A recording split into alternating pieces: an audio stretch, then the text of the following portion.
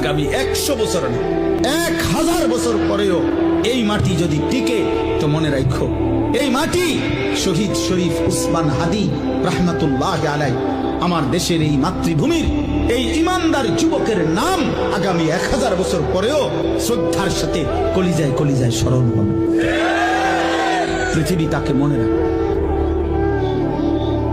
হ্যাঁ হ্যাঁ, মনে রাখো, এই যুবক ইমানদার ছিল।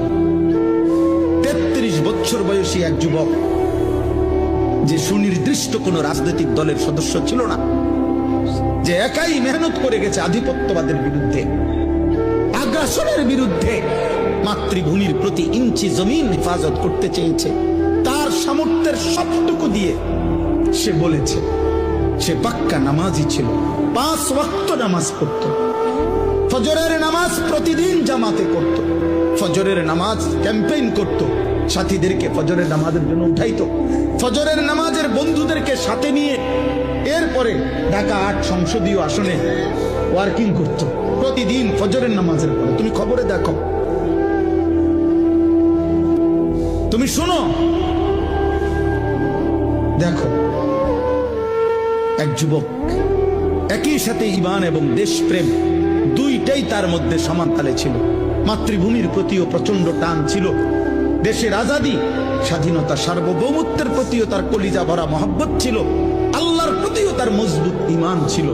আল্লাহ বলে, যুবক তুমি চেয়েছো মাত্র, সে বলছে আমি যদি 500টা ভোট পাই, 5000 ভোটও পাই, তো আমি প্রথমবার দাঁড়াইছি, আমি সার্থক মনে করব।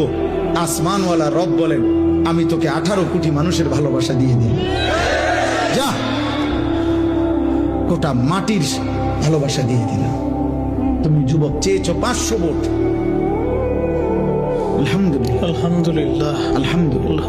কি আশ্চর্য যুবক বলো, এই দেশের লক্ষ আলেম, মুফতি, মুহাদ্দিস, ইমাম, খতিব, মুয়াজ্জিন, ওয়াইজ, পীর, বুজুর্গ, আউলিয়া, তালিবে ইলম, হাফেজে কোরআন, আল্লাহর দ্বীনের সবাই, আবার সাধারণ থেকে সাধারণ মানুষ, রিস্কাওয়ালা, ট্রাকওয়ালা, ঠেলাওয়ালা, কুলিওয়ালা, দিন মজুর, বুড়া মানুষ, জওয়ান মানুষ, বাচ্চা মানুষ, সব তার জন্য চোখের পানি ফেলে অঝরে কাঁদছে।